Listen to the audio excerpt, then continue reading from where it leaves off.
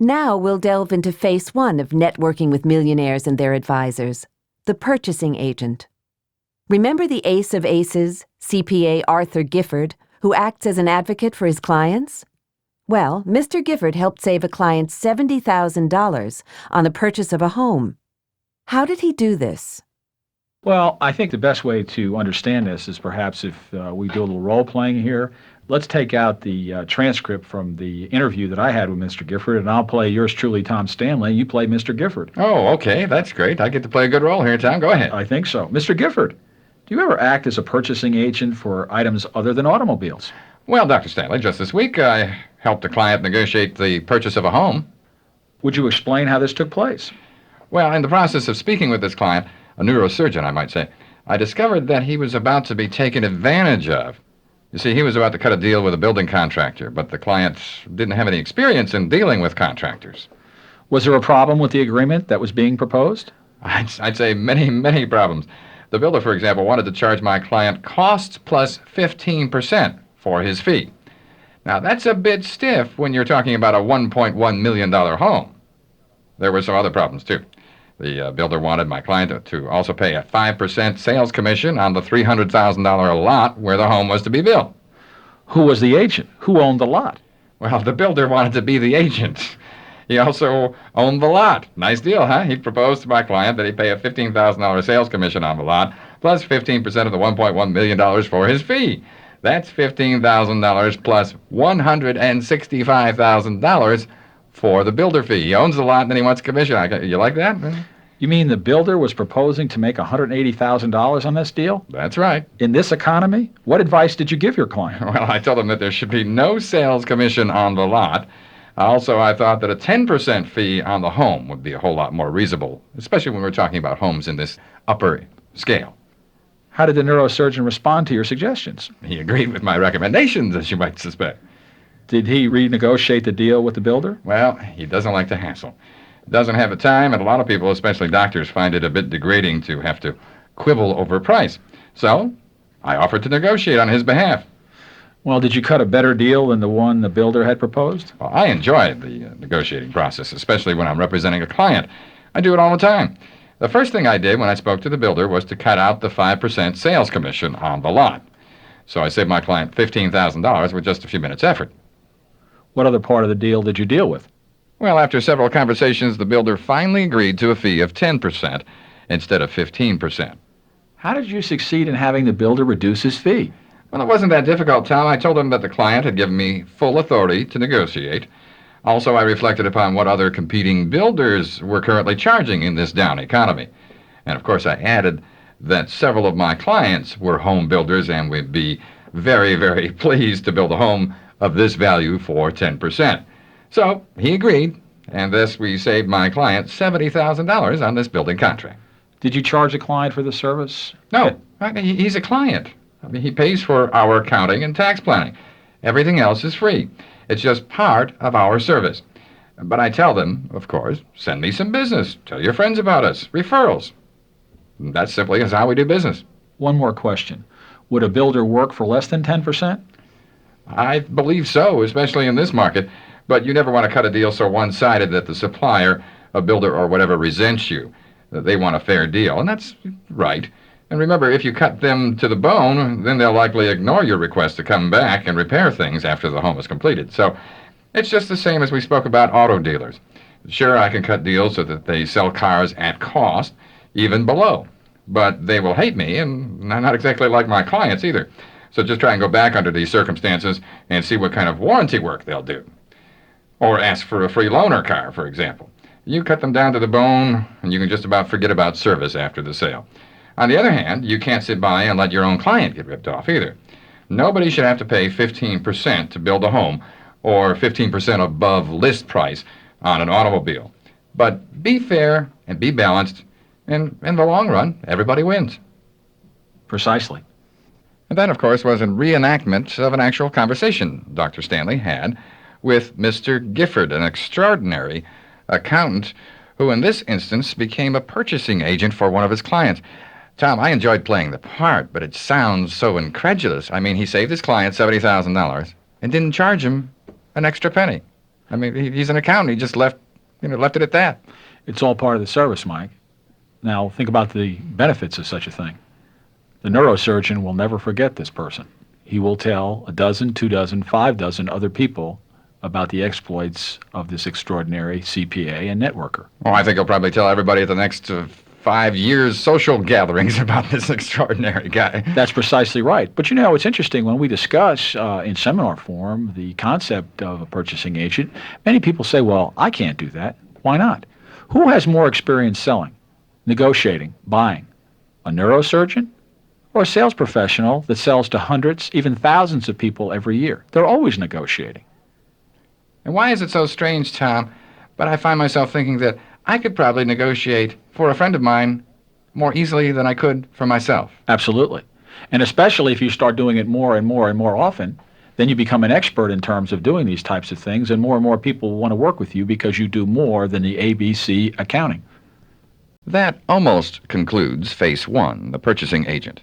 Before moving on to revenue enhancement, we'd like you to consider the following conversation that might be taking place at an airport near you. Lucy! Linda, hi, how are you? Just fantastic. How about you? Oh, I'm pretty good, but you're looking great. Where are you off to? Oh, yes, I'm off to the Grand Caymans. Finally, can you believe it? The Grand Caymans? Gosh, what did you do, win the lottery? No, Mr. Gifford, my accountant. You wouldn't believe it. Your accountant?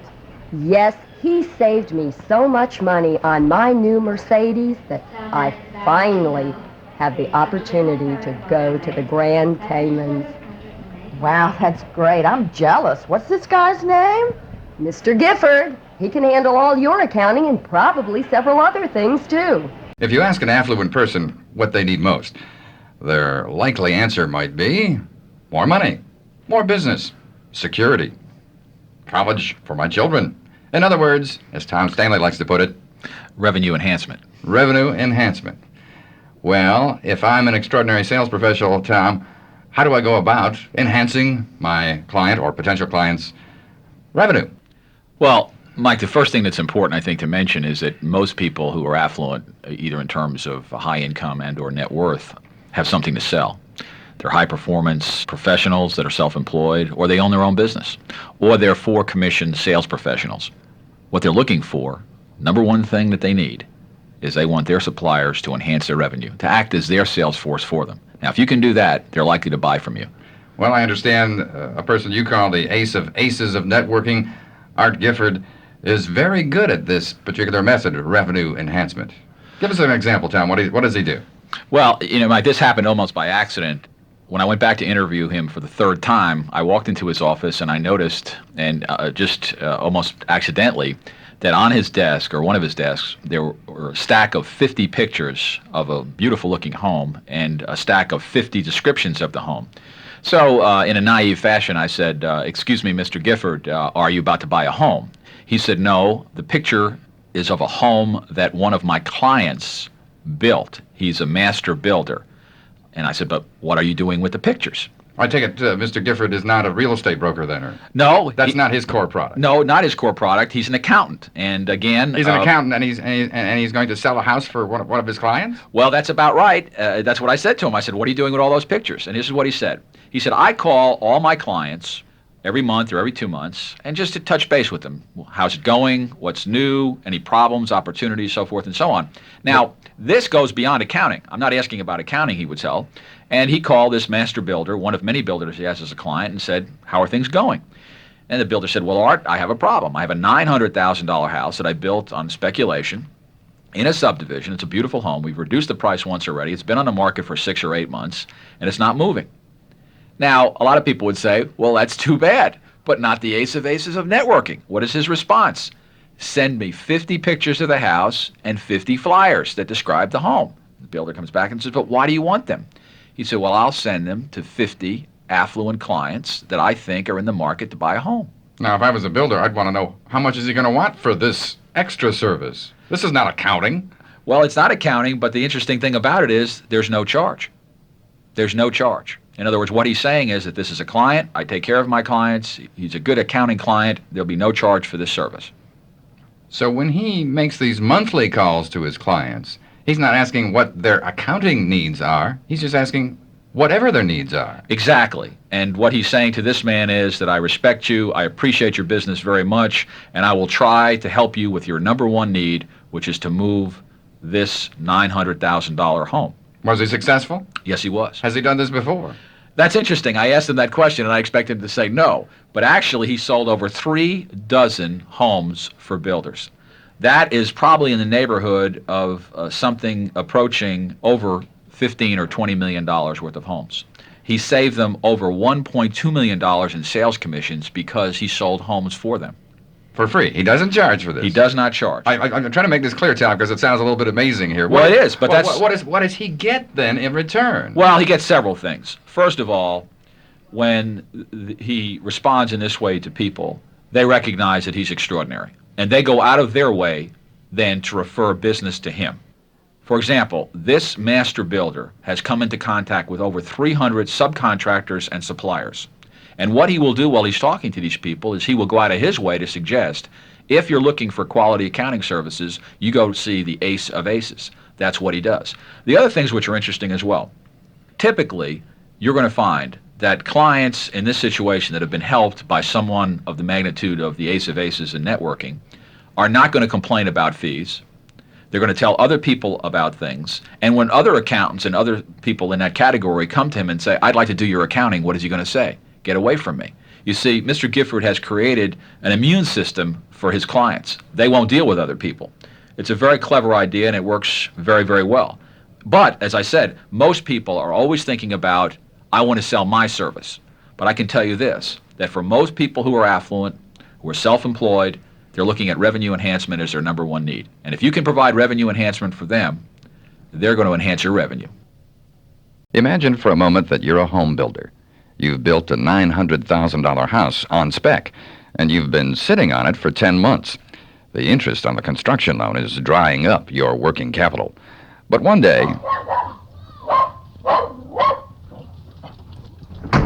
Honey, I'm home.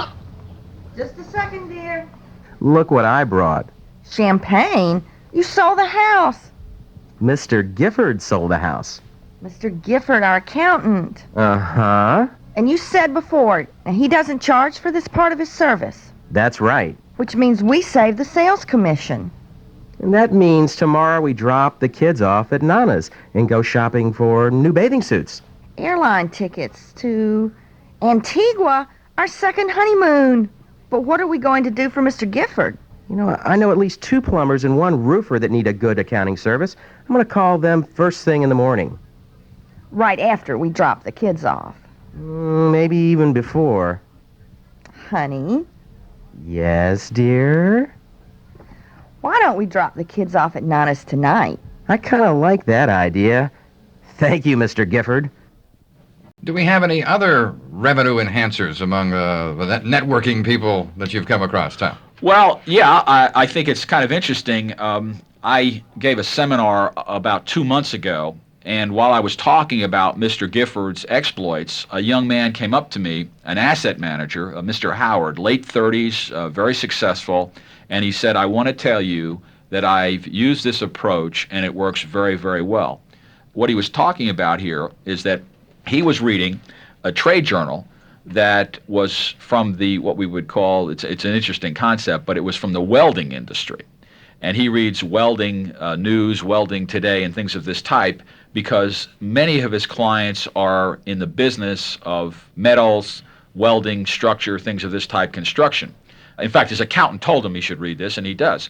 So what Mr. Howard did, while he was reading this article, he noticed that there was someone in a very flattering article, we call him Mr. Weld. Mr. Weld and his business were indicated in this particular trade journal as being an extraordinary firm, and it talked about their pedigree and the things that they had done. Well, Mr. Howard called the man, congratulated him on being in Welding Today, and said, I'd like to come over and make an appointment to talk to you.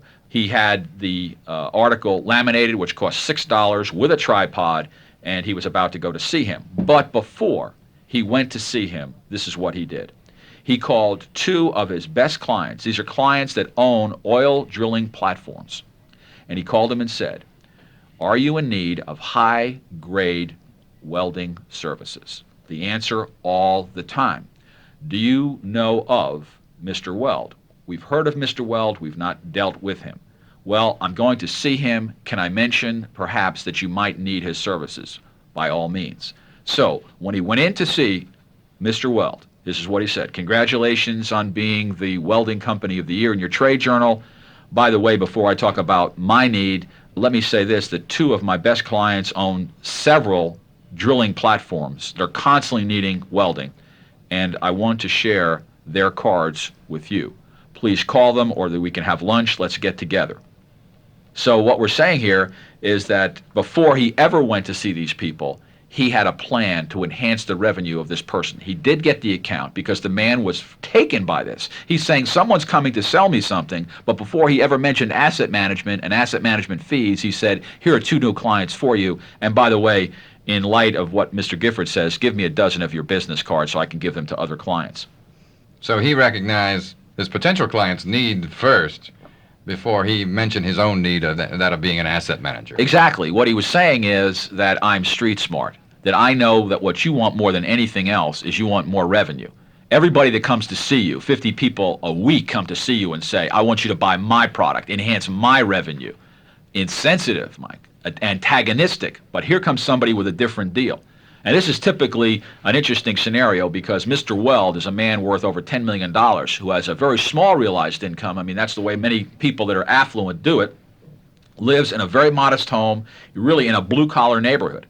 You'd never be able to find this guy or prospect him typically unless you follow the trades, and you probably wouldn't get his business unless you went in there with a better deal than 99% of the people show up with.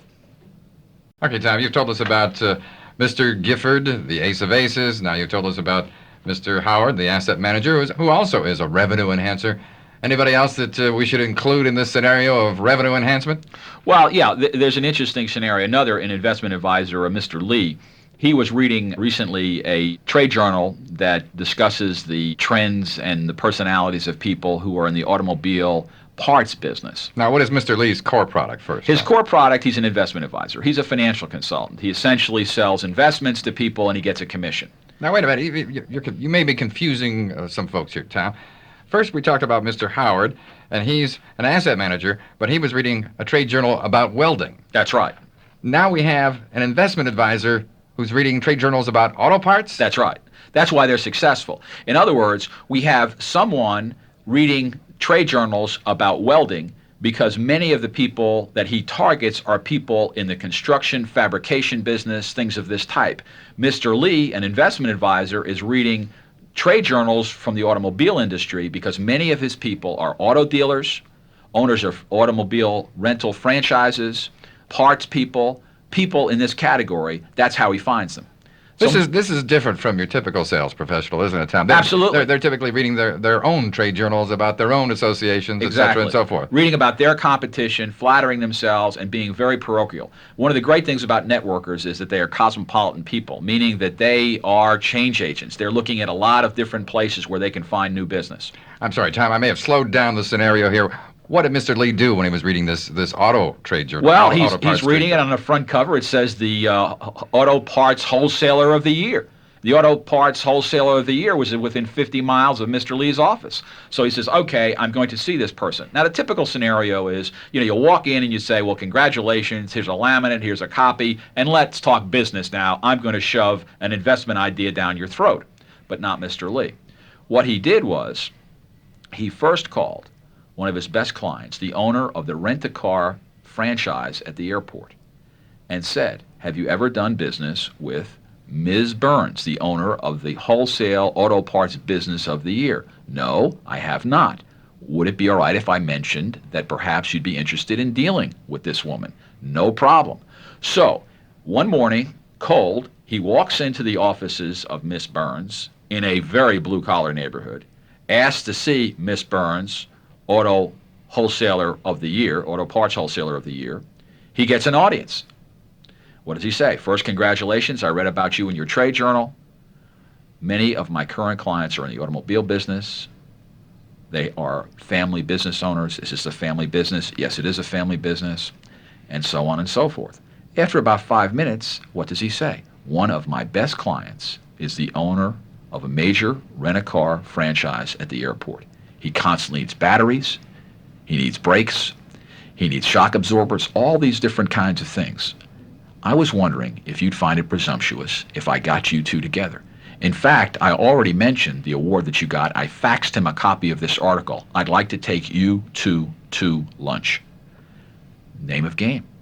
Now, He's helping both clients, actually. Absolutely. At the same time, because Exactly. because the guy who owns the rent-a-car business might need a better parts supplier or somebody who's more reliable. That's exactly right. That's exactly how he did that. In fact, what's interesting about how clever this guy is, he targeted the automotive industry.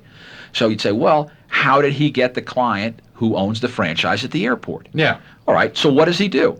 First, he calls the franchise. He has to speak to the office manager. He speaks to the office manager. He asks a simple question. Could you be kind enough to tell me who your accountant is? Gives him the name of the accountant. He calls the accountant, and what does he say? Well, I understand that you represent the people of the franchise. Many of my clients are in the automobile business. Now, if you'd like more clients, and I want more clients, maybe we could sit down and figure this whole thing out. So they had a scenario here. They're sharing clients. So the next thing you know is that he is introduced by the accountant to one of the accountant's clients that own the franchise. So in other words, what he's doing is he's networking and he's targeting influential people and their influence centers. That's why he's so successful. But he's picked this thing out, and it works so very, very well because basic to revenue enhancement and networking is that people within specific industries talk to one another about who's good and who's bad in terms of supplying different kinds of services. Tom, I noticed in your book, in the chapter, again, on revenue enhancement, that you suggest a way to develop a network of networks. Can you explain?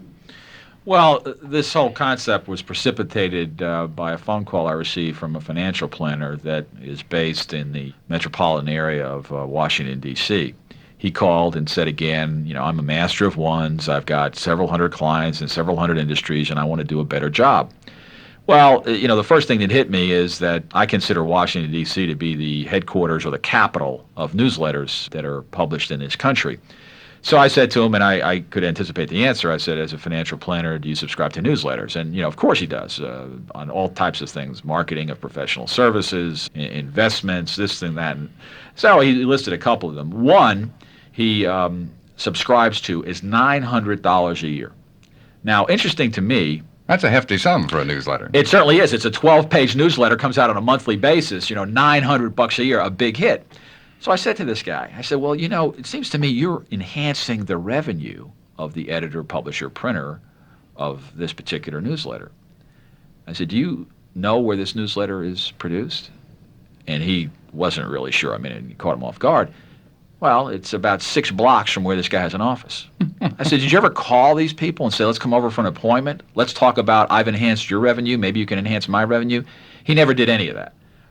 Now, he said, well, that's not a big deal. They've got a lot of subscribers, $900, so forth and so on. I said, no. I said, I want you to promise me that you'll see this man within the next week. Now, what's the message? You could walk in and say, by the way, you're making a lot of money. I want to do a financial plan for you.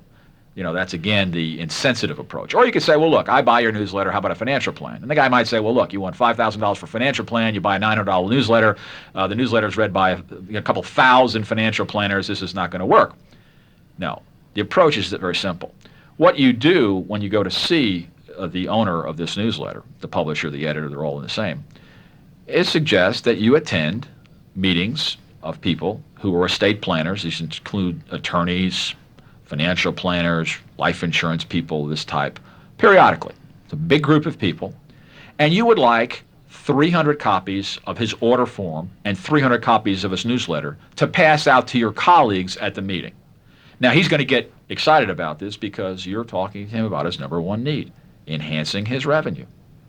Now, And it can be a very honest endorsement. Obviously, if you're paying $900 for the newsletter, it must have some value to you. absolutely. So recommending it to other colleagues is no big deal. Absolutely. In fact, what he could also do, because it deals with investments, is that he could send these flyers free of charge in his monthly statement that he sends to his hundreds of clients. So what you're saying is, give me 400, 500, 600, 1,000 copies of your newsletter and the order forms, and I will be, in fact, your revenue enhancer. And by the way, while we're talking, I'm wondering who's doing your financial planning. And he will typically come back and say, someone who never offered me such a deal. So I think this would work.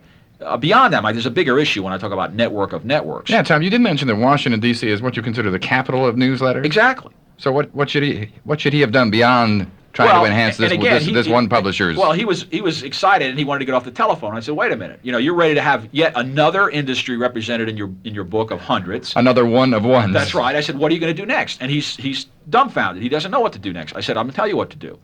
I want you to go to the library, or you can purchase one, a copy of Gale's Newsletters in Print. That's Gale's. That's a research book. That's right. The Gale's company is Gale is headquartered in Detroit, Michigan. You can call on this information and get their phone number. It reviews, it summarizes, it tells you who the editor, publisher, so forth and so on would be, the content and so forth, of 10,000 newsletters in print. That's 10,000. Several of them are in the Washington, D.C. area.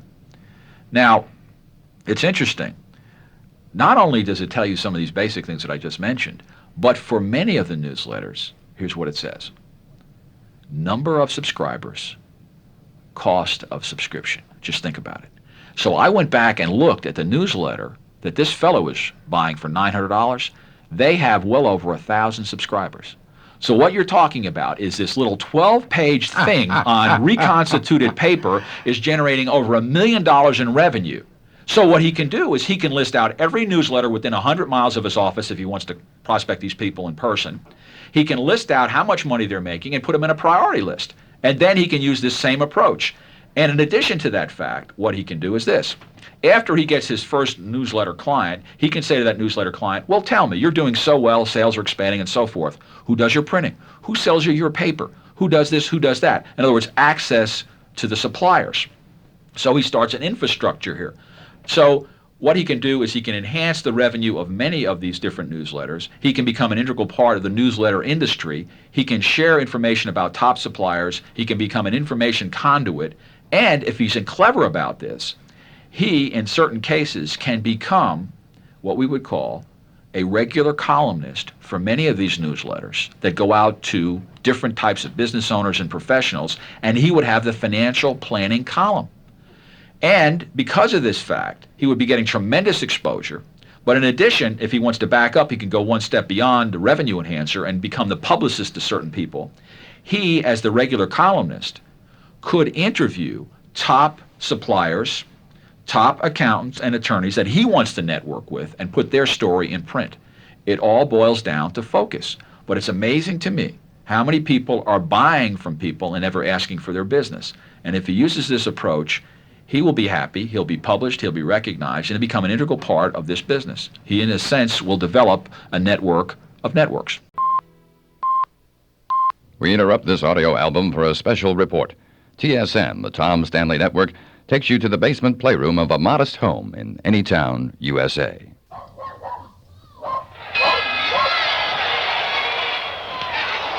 Hey, dude, what you got there? A new entertainment system and 5 video games. Oh, wait a minute. I thought just last week your dad said he didn't have the money. He got a call from a stockbroker. A stockbroker? Hey, I want to hear about these hot tips on stocks. No hot tips here, just 4 kids who needed braces. Now, wait a minute. Your dad, the orthodontist, got 4 new patients from his stockbroker? Yep. I don't quite understand. Dad just says that's the way he does business. Revenue enhancement. It's certainly a knockout. And although we've talked for more than 20 minutes about the topic, we're not quite finished with it yet. Tom Stanley explains why. Well, I think we need to add a little section here about how to blend revenue enhancement with helping noble causes. Fundraisers, you mean? Absolutely. Well, obviously, Tom, that the number one need of noble causes is more revenue. That's right. But why should an extraordinary sales professional consider fundraisers a likely target? Why should they go out and help them? Well, I guess you could say in a very crude sense there are 2 kinds of fundraisers. The fundraisers that are employees of nonprofit organizations that attempt to increase the number of donations and donors. And then, of course, there are for-profit fundraising organizations. And many of these people, in their own right, are very wealthy people. There are professional fundraisers who raise money for nonprofit organizations, but exactly. take a percentage of what they raise. Exactly. And so At the very least, you're talking about both groups influencing the affluent market in some way. In other words, they have contact, they are networking with, in fact, donors. Many of them are very wealthy donors. But I'll point out that this, as a segment in itself, is a $250 billion market. You're talking about a lot of money changing hands here. Okay, so how does one go about it? I mean, the extraordinary sales professional, he decides that, okay, yes, I'd like to help some nonprofit groups enhance their revenue, and I'm going to do that from, number one, the standpoint of, yes, I want to help them out. But what can I get in return? Well, let's talk about three scenarios. The first one is the typical bull in the china shop approach to an affluent fundraiser. And let's say, for example, that you read somewhere, and I'll give you some details about where to read, but you read somewhere where a fundraising organization is taking responsibility for raising the better part of $10 million for a new hospital or some worthy cause. Now, these people are going to get a significant amount of dollars. It may be in the neighborhood of $500,000, maybe more in terms of their fee charging back to the organization for raising the money. Here you're talking about the professional fundraiser. Exactly. And you might approach them and say, listen, Harry, we just noted that you are going to probably get $500,000 or $700,000 out of this deal, and I'd like to sell you a new car. How about a boat, a swimming pool, a new house? How about getting your money managed? Whatever it may be. Not the most sensitive approach. Again, all you're interested in is, hey, enhance my revenue. That's the me approach. That's the me approach, the kiss of death approach. And I'm sure people are prospected this way, although I might point out that I find that this is one of the most under-prospected markets that you're going to find. The second approach is to say something like this. Dear fundraiser, I have a deal for you. What I propose is to give half of the commissions that I earn from selling investments, automobiles, boats, to the cause that you represent. So, in essence, if you would direct your patrons and potential patrons, contributors to your charity, to us, to buy their car, their boat, their pool, to trade their shares with us, we will give a certain amount of this money to your charity, to your cause, to your university, and so forth. And I think that approach certainly is applicable. However, it's not the big league approach. In other words, what you're doing here is you're talking to one fundraiser at a time. Okay, let's say I want to take the big league approach. Is there any particular publication I should key in on? Well, Mike, I'm glad you asked me that question. I think it's absolutely essential for people that target the affluent one way or another is to read something that I call, or what is called, the Chronicle of Philanthropy. I consider it to be the #1 trade publication for people in the fundraising business. It has over 20,000 primary subscribers, and I would estimate 2 or 3 or 4 times more pass-along. So you may be talking to 100,000 people that influence the $250 billion market. So you go to a fundraiser and you say, look, I'm going to give part of my commission back to your noble cause. Exactly. In other words, all I want you to do is pass my name along to the people you typically approach for donations. That's right. And tell them that it's not going to cost them any more to trade their stocks with me. Exactly. Whatever. Exactly right. They'll pay the same commission they normally would, but half of that commission will go back to their favorite charity. Is that the idea? That's exactly right. Exactly. In fact, do you know somebody that does this? Yes. In fact, I think probably the finest example of getting good press was recently provided by an article that was published in the Chronicle of Philanthropy. 30 paragraphs on a most extraordinary woman, Miss Muriel Siebert, who was, as I understand it, the first woman who bought a seat on the New York Stock Exchange. She has her own brokerage firm, and this article was written about her and what a magnificent thing she's done. In the article, it points out that she's made major inroads in developing this whole concept of sharing income.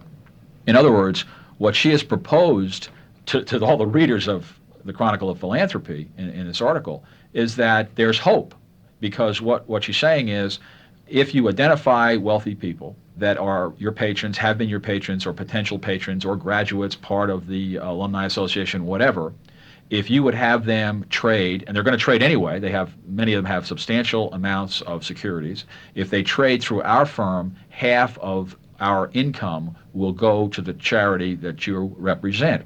Or if we do the underwriting, the same thing applies in this case. So I think it's marvelous publicity for Ms. Siebert But in addition to that fact, of course, she's done a great deal for fundraisers, a great deal for charitable organizations, and I'm sure she's done great service for many of the people that she even competes against, because some of these other fundraisers may approach different brokers and ask for the same type of understanding or agreement. Now, as I understand from the article, she's already raised $1 million for noble causes this year from trades and expects that to accelerate over the next few years. Which means if she is giving away half of what she makes. Right. And she raised $1 million. She made $1 million for herself then. Well, that's right. But as I said, Mike, here's the thing. If you do noble and wonderful things for important and wonderful causes, good things will come to you. And the Chronicle of Philanthropy wrote a 30-paragraph article about her significant contribution to the fundraising efforts of many noble causes. You can't ask for more than that. And I think, again, she's a role model for anybody in marketing, because what she's saying is, look, it's a lot of effort, it's a lot of money coming out of my pocket, but I'm willing to do this because I believe, very simply, in paying back for the good fortune that I've had. And she's done that. So she does do it from a true philanthropic motive herself. Absolutely, and it's not a phony gimmick to get more money, get more revenue that way. Absolutely not. I think that obviously she gets benefit from this in several ways, but I think that the greatest benefit overall for anybody that does something like this is the sense that they've made a significant contribution to helping noble causes. Tom, we've been talking for nearly 30 minutes now about revenue enhancement. Obviously, it's one of the most important faces of networking with the affluent and their advisors. But why do you feel that way, Tom? Summarize for us. Well, I think, Mike, what's really important is to look inside the minds of people that are self-employed. And most affluent people, as I said, are self-employed. They're fundraisers, they're salespeople, they're self-employed professionals of some type, they're business owners. And talking to hundreds of these people across the country in interviews, I can tell you that most of them feel lonely. Lonely because they're out there saying, it's all up to me. I'm the person. There may be 50 dental hygienists in my dental office. There may be 200 people out there that are supporting. But ultimately, I take the risk. I'm the one that really needs to generate the revenue for this organization. And the fact is that they have to take that home with them. These are people that are self-employed. They're paying their own health care programs, their own insurance, everything else. In other words, it's all on their shoulders. They're constantly under pressure to perform. They're taking significant risk. They are self-employed again. So what's the deal? So if you approach them with a me approach, here's what I want to sell you. That's right. All that is adding overhead to them. It's saying how insensitive these people are. But I can tell you right now that many people that sell products that may not be the best, and might not have the best service, can sell successfully because they brought something to the table. Before they ever mentioned their product or service, they said to these people, I've got some clients that want to deal with you. I have some clients that want to do business with you. What do you think? And that's what's so significant. I think you really have to be, in many respects, self-employed for a couple of months at least, Mike, to realize the pressure under these people. And when you come in with a deal like that, a sincere one, and say, I'm going to help you raise funds, I'm going to help fundraisers, I'm going to share my clients with you. That's the way I operate. That's the way I do my business. If you've got a house for $900,000 that you can't sell, and you're sitting there and the bank is screaming for their money, and all of a sudden one of your suppliers says, I'm here to help. I'm calling you because I know you need help. You know, a lot of other people stop calling the builder because they said, this guy doesn't have a lot of money, but not the ace of aces. What does he say? I'll help you. And that builder will never, ever forget the kindness that was shown to him by one of his suppliers in helping him sell his home. Phase 3 of the 8 phases of networking is the loan broker.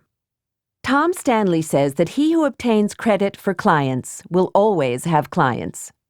Just how important is credit to millionaires who already have great wealth?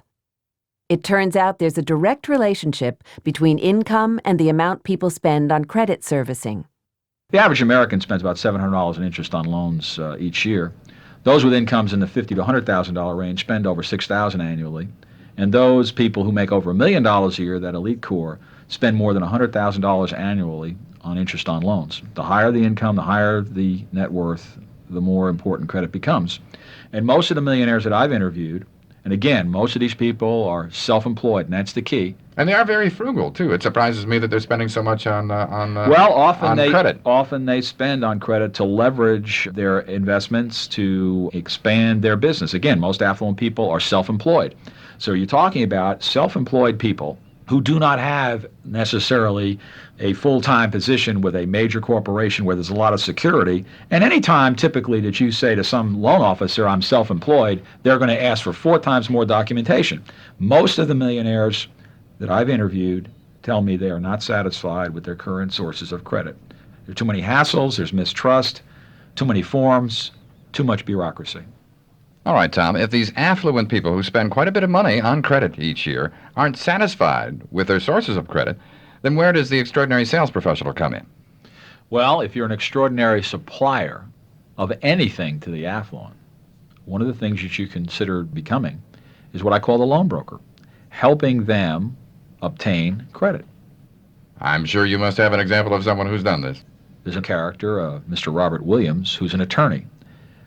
He's been doing this for over 20 years. In fact, he is surprised when I interviewed him that most of the other people that supply the affluent don't do the same thing. Part of his responsibility, as he sees it, is to help affluent, self-employed clients gain credit. How does he find out when they're in that need? He calls them and asks them.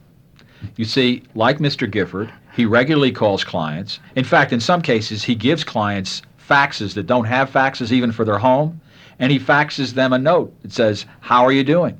Any problems that I should be aware of? How can I help you? Things of this type. He calls them all the time. Now, when he's asking about problems, he's not just asking about problems that may need legal advice to solve. Exactly. Any problem he wants to know Any about. problem, and one of the most frequent problems that he comes across in terms of self-employed wealthy clients is that they have a problem either keeping their credit, getting a credit line approved, or just the hassles of dealing with certain types of institutions.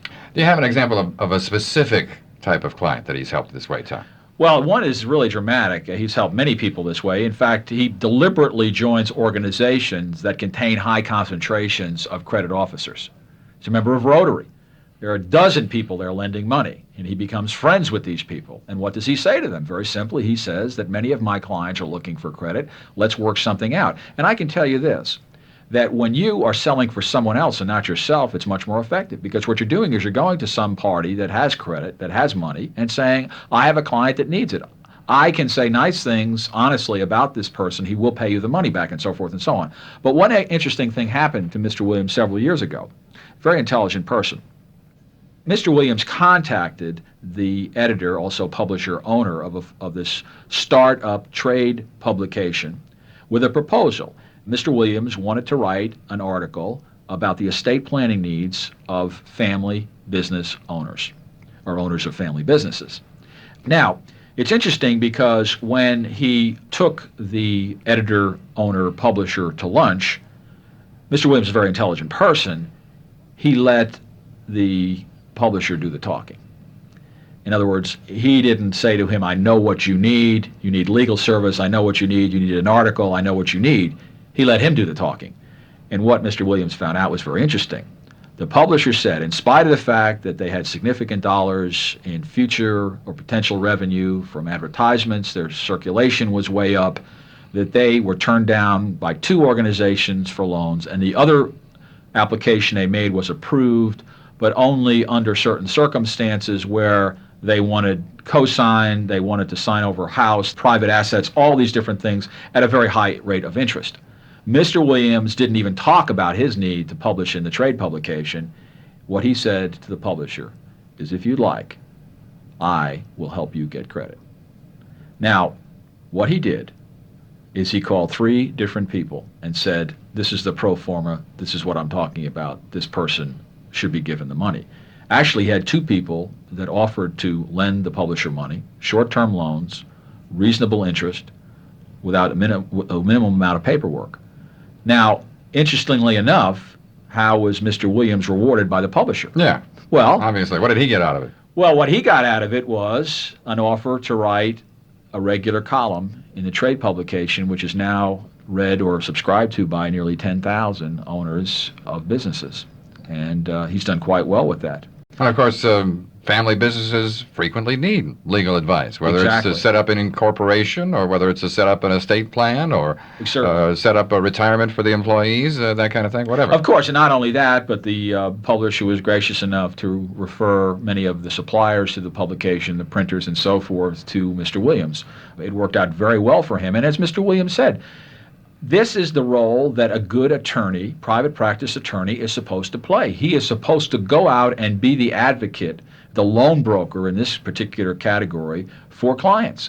If clients are good enough to pay their bills, if they're good enough to be your clients, then you should be willing to go out and tell people, lend them money. So he looks at the role of counselor in much broader terms than just legal advice. Exactly. In fact, here's what he said. I often help my clients obtain competitively priced loans. I do it all the time.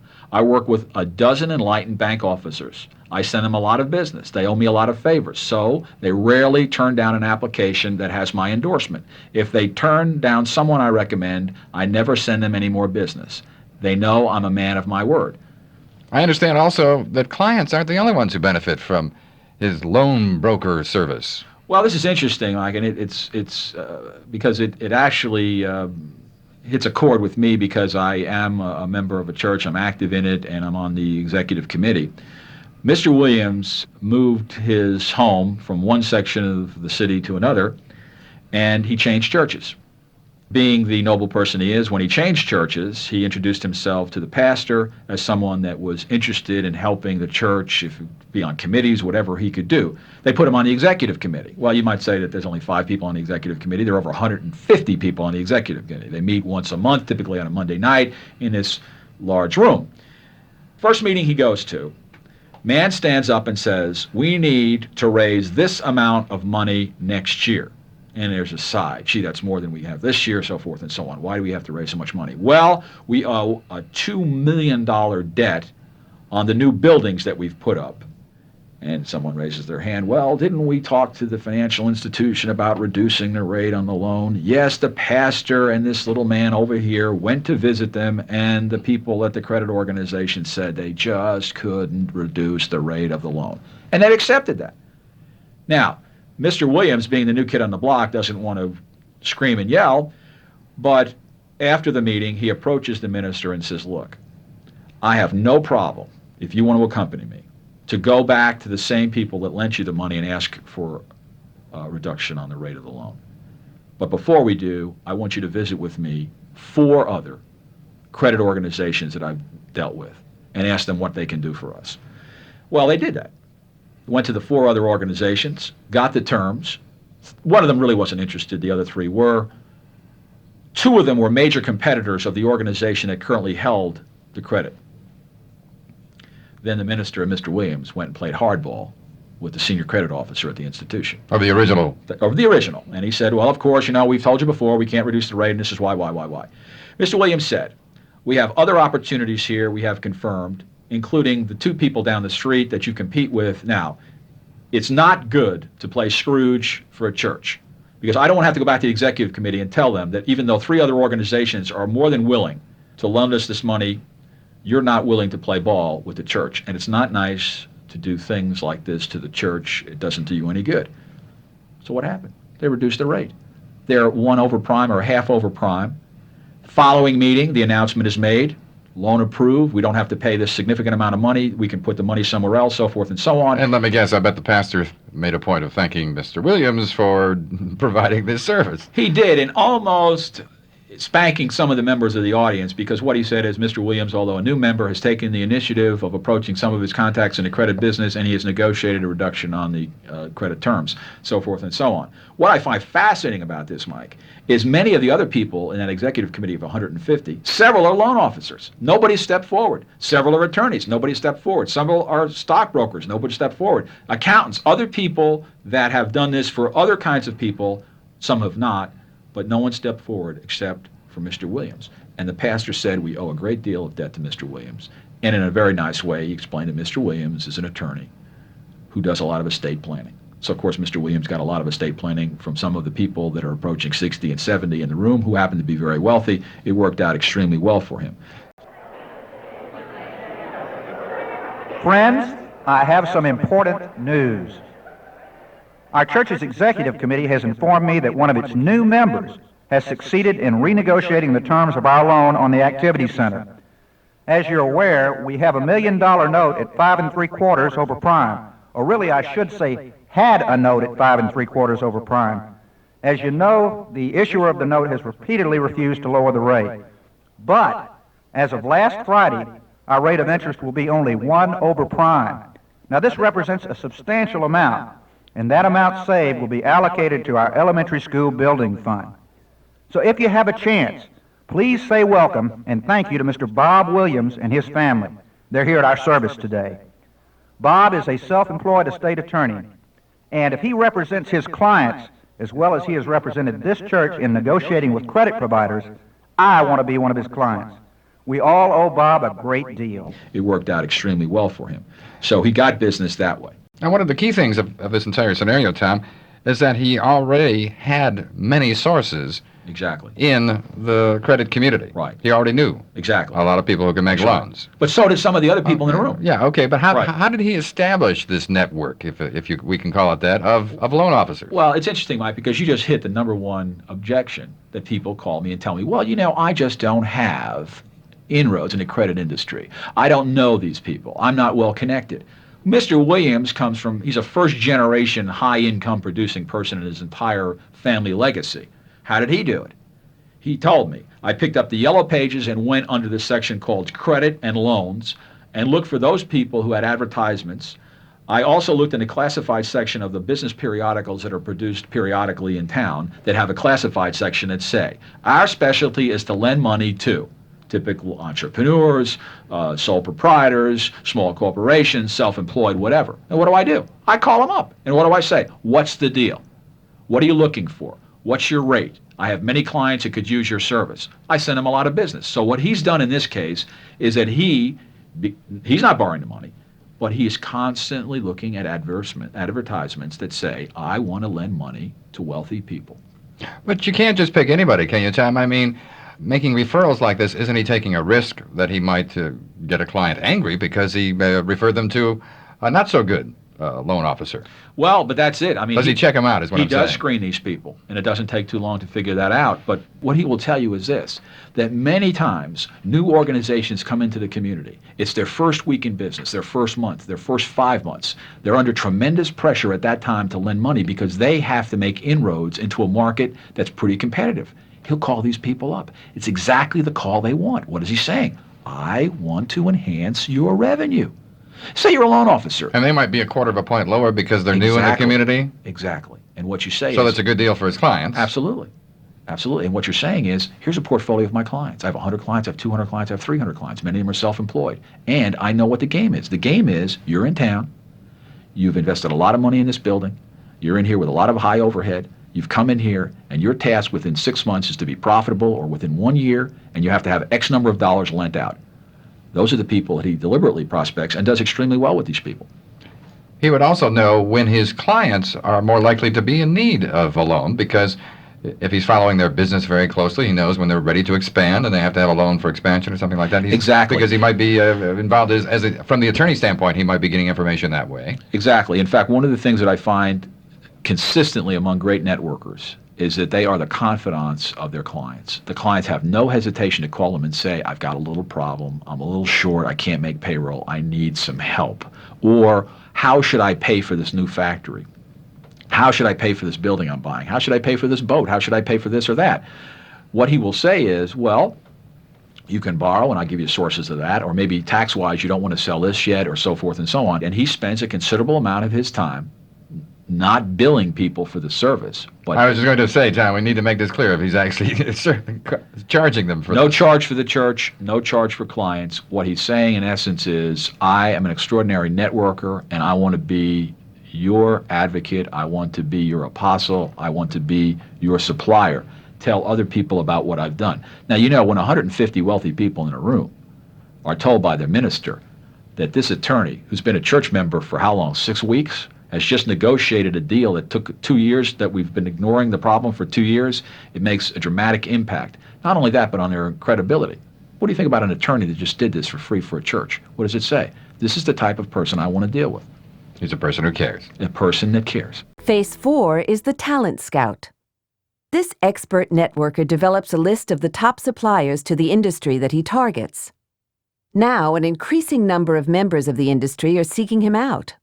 They ask and are given access to this information. Remember the financial consultant Nelson Paramus, who in about 18 months became the talent scout to the food industry? Recall that he started out as a master of the ones. He had several hundred clients in several hundred industries. He only had one client in the food distribution industry. Now a significant portion of his client base is somehow or other developed or surrounds the food processing, food distribution industry. Okay, so I find out that timber or poultry is the number one industry in my given area, and I decide that, yeah, that I might be better off if I just target this one industry for a while. How do I go about it?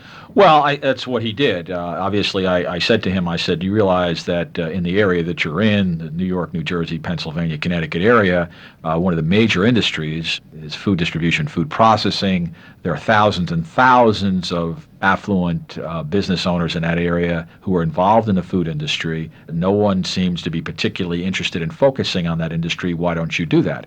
And he, in fact, started to focus on them.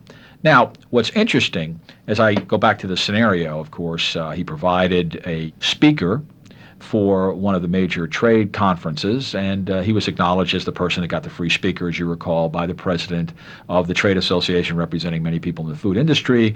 The president opened an account with him. And he wrote an article. The publisher of the trade publication where he published opened an account with him. People in the food industry in general were opening accounts with him. But after he came back from the first meeting that he attended, where he was acknowledged as the person that provided a free speaker to these 900 very wealthy business owners. And I might add, he also established a speakers bureau, so it was a continuing thing. Oh, absolutely. He still has the speakers bureau to speak of, or the Food Industry Council, where he provides speakers for free and does other things for free for these people. Oh, so great. He's got the food industry wrapped up. Right. Why did he step from there to starting to target the suppliers? Well, this is interesting in how it was approached. He got 300 plus cards when he left that meeting from people that he met during the 2.5-day meeting at this food conference that he first attended. And he would call these people within a week after the meeting. And he would say that I'm Nelson Paramus, you saw me, I'm a financial advisor, I want to talk to you. Now, some of these people opened accounts, quite a significant portion, about 25% of the first pass. But many of them would say, Nelson, I really appreciate what you've done, but I don't need a financial advisor today.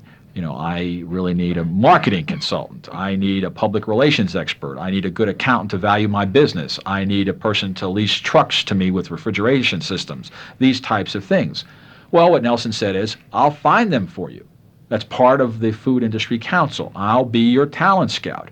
Well, what he has now, he has the best Rolodex in the industry of the finest suppliers, the best suppliers to the food industry. So now people are seeking him out. They're calling him and saying, Nelson, don't need any investment advice today, but can I ask you a favor? Can I have the names of the 3 people who are the best people in the world that will lease me a fleet of refrigerated trucks? I've got to have them, and he will go out and find them. Now, my last contact with Nelson, what he said to me was that he just received a telephone call from a food company located in Louisiana that had some new products, Cajun food products. Why did they call Nelson?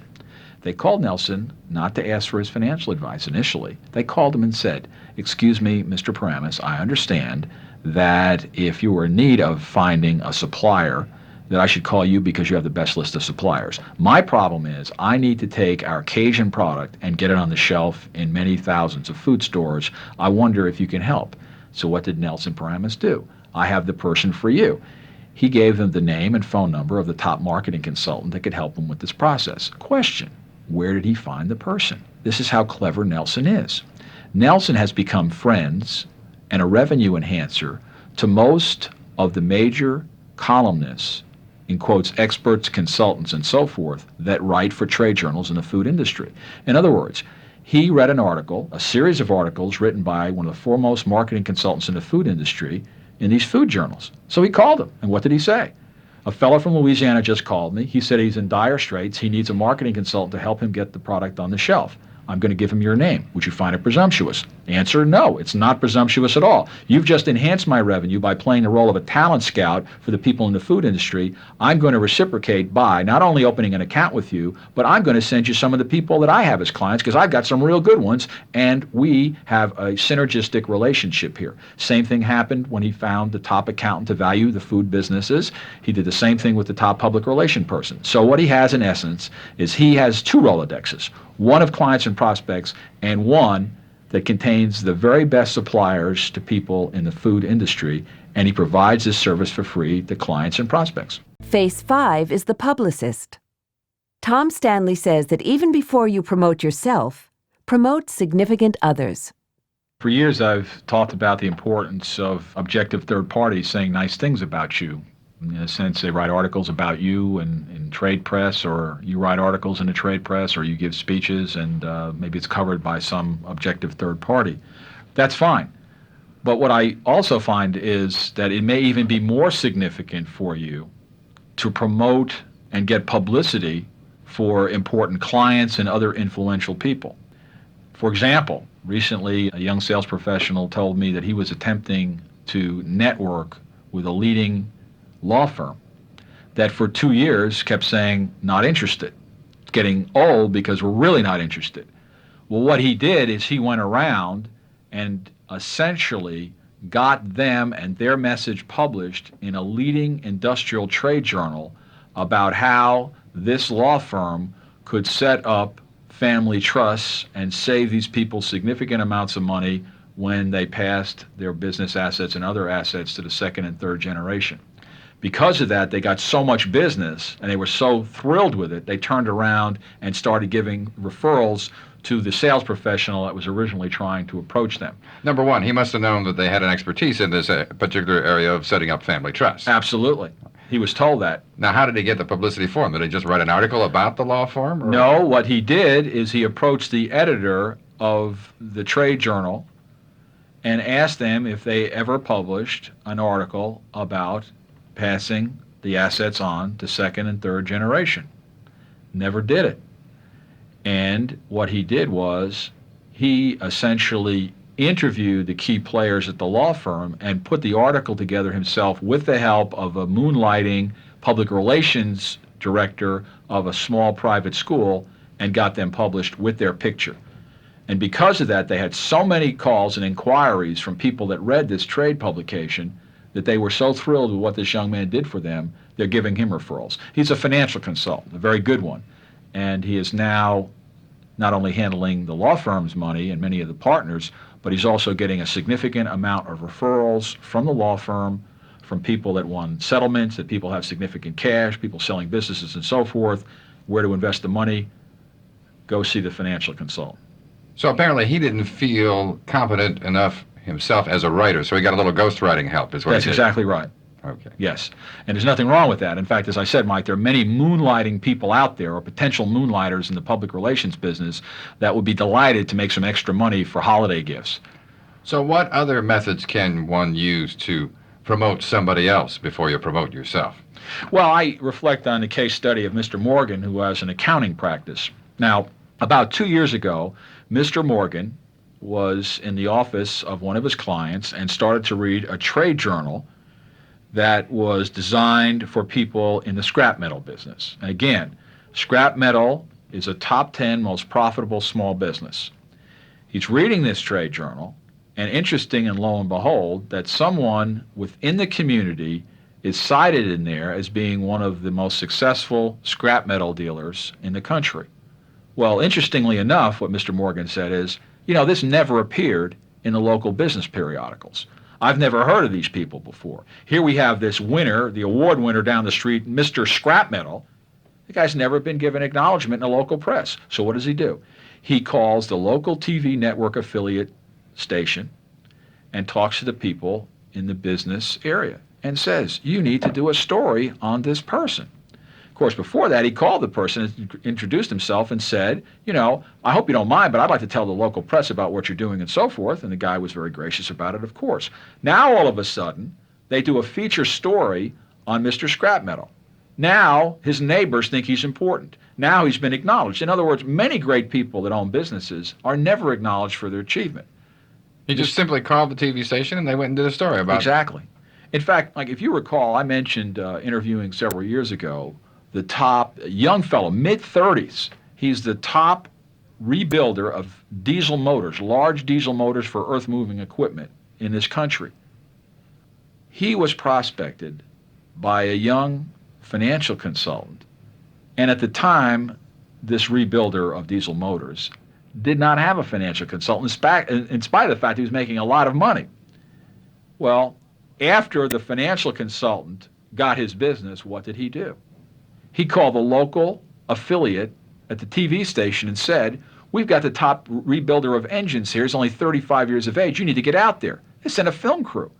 Now, the fact is that they appreciate that because why? They want their achievements acknowledged, and this person helped do it. Well, back to Mr. Morgan. Mr. Morgan gave the same local business press 6 more leads of this type. In other words, when he discovered a successful business, he would call them. Now, as I understand it, the same business press needed 50 of these stories in 1 year. You know, after you get to 10 and 20 and 30, you run out of stories. This guy kept feeding him stories. So what you're saying is for someone who might wonder why the local business press would respond so easily and so favorably to Mr. Morgan's suggestion is they run out of ideas themselves occasionally. Exactly. They welcome. Well, they made a promise, and they worry about whether they can deliver it. They said they're going to have a special section that's called, you know, the local business winner. Mm-hmm. Well, after 30, 40, 50 of these, it gets harder and harder and harder to find them. And here's a guy, a very gracious person, Mr. Morgan, an accountant, who says, "I know these people, and I'm giving you inroads. And by the way, I like that last story that you did." So he did 6 of these. Now, interestingly enough, what did the people in the press do for him? Nothing. No thanks, no cards, no dinner, no candy. So Mr. Morgan called him one day and said, "You know, I got a heck of an accounting practice. Why don't you do a story on that?" And guess what? 6 weeks later, they did him. So he's published. And that's what it takes sometimes to get in some of these things. There's some other episodes as well. In fact, in terms of getting other people promoted, I reflect on what this country considers to be the #1 supplier of life and disability insurance to America's top automotive race drivers, Mr. John Gorsline. It's interesting because people say, wait a minute, he's insuring top race drivers? Yeah, I thought they had a hard time getting insurance at all. Well, he worked out some deals with insurance companies and said, let's take a real hard look at this risk. Let's take a look at the objective risk of high-quality drivers. Let's see what we can do. And in this case, he provided them reasonably priced, good quality insurance. But it's interesting because when I called to interview him and I said, "John, I will be at a top producers meeting in New Orleans in June, and I know you're going to be there because you're a top producer. You've been nominated. I'd like to interview you." He said, "I won't be there." I said, "John, you won't be there to get your award?" "Won't be there." "Where are you going to be?" Here's what he said. "I have never sold an insurance policy at a meeting of 5,000 other insurance agents." "Where will you be, John?" "I will be where I am most of the time. If I'm not in my home office, I'll be at the races." That's where he was. Now, it's interesting. John's magnificent contribution to the racing industry and this clever thing that he does in terms of life and disability, he has been published, and his story's been published in Auto Week, USA Today, and in a major column in the New York Times featuring what he's done. Why? Why did they focus on him? Well, it's a very clever idea. He's always at the track, and the reporters are at the track. They're always looking for a novel story. And he will drop everything and be very responsive to the press. And you'd say, well, that's great. It's good for your ego. It's good for your business. What kind of tips does he give the press, Tom? Well, here's the thing about his tips. He is such an integral part of the industry. He's such a good observer of the industry. He knows the names and the quality of every rookie driver that's up and coming. So when the press comes to him and says, "John, let's do another John story," John says, "Look, you've done my story. Let me tell you about a rookie, and this person within 4 or 5 years will likely win Indianapolis. This is a person that's on a very fast track. Do the story now. It will be very beneficial to you. Here's a new wrinkle on this. Here's a new wrinkle on that." So what he's doing essentially is he is a pathfinder. He's an observer. He's channeling information to the press, and they are very appreciative of that. So when people say to me, "Well, Tom, how come so many drivers insure with John?" He does more than insurance. What he's doing is saying that I help people, whether they're clients or not clients. What he does is he gets them press. How does he find out who the up-and-coming rookies are? Because he's at all the races and he talks to people constantly. He's constantly at the phone. He does 300,000 miles traveling a year just going to races. He's an integral part of it. He's on their safety boards. He's often gotten several of these people some backing, some sponsors and things of this type. So people say, well, how come so many experienced drivers refer rookie race drivers to miss a course line? Because when these experienced drivers, these winners, and it's like who's who in racing, when they were up and coming, John helped them get press, publicity, backing, financing, and things of this type. And interestingly enough, in terms of being a true apostle to these people, John Gorslin helps promote people, whether they're clients or they're not clients. He's there. I mean, some of these rookie drivers might not even be in a position to afford any kind of insurance. That's exactly right, and many of them are not, they don't have the financial backing to even rent what they call a loaner car to take their driver's test, which is a requirement before. In other words, people that are experienced race drivers need to watch these people race to see whether or not they are qualified to be on a racetrack. So this may cost $20,000 or $30,000 or $40,000, and John often is an integral part of making sure that these people will have what you could call a rent-a-race car. Now, how does he benefit? Obviously, he's had some good publicity about him, about the